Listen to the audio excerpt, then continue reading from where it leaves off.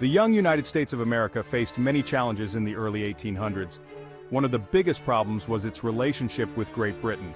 Britain and France were at war. Both sides interfered with American ships and trade. This angered Americans who wanted to stay neutral. Britain was particularly troublesome. British ships often stopped American vessels.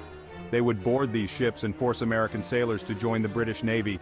This practice was called impressment. Americans saw it as a violation of their rights. Adding fuel to the fire, Britain was also supplying weapons to Native American tribes. These tribes were resisting American expansion westward. The Americans saw this as a direct threat to their security and sovereignty. The tensions between the two nations continued to escalate. Something had to give. The stage was set for a conflict that would test the young nation's strength and resolve. The issue of impressment became a rallying cry for Americans. The freedom to sail the seas without interference was crucial to the nation's economy and pride. The British, however, saw their actions as necessary to maintain their naval superiority. American anger grew with each captured sailor and seized ship. Newspapers published stories of British aggression. Public opinion began to shift in favor of war. The United States had a smaller navy than Britain, however, it was determined to protect its interests. The fight for free trade and sailors' rights became a fight for American independence and sovereignty. Within the American government, a group known as the War Hawks emerged.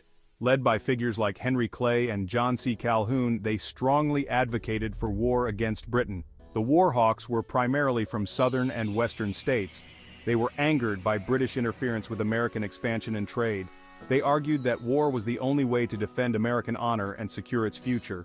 The War Hawks were a powerful voice in Congress. They successfully swayed public opinion towards war.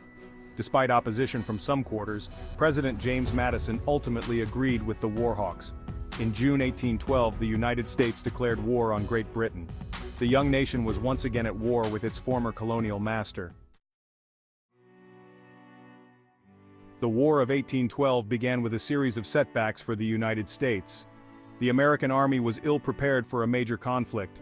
Early attempts to invade Canada, then a British territory, ended in failure. The British, with their superior navy, blockaded American ports. This hurt the American economy and made it difficult to move troops and supplies. The United States faced an uphill battle. Despite these early challenges, the American spirit did not waver. The nation's citizens rallied to the cause. They volunteered for military service and contributed to the war effort. The early defeats only strengthened their resolve to fight for their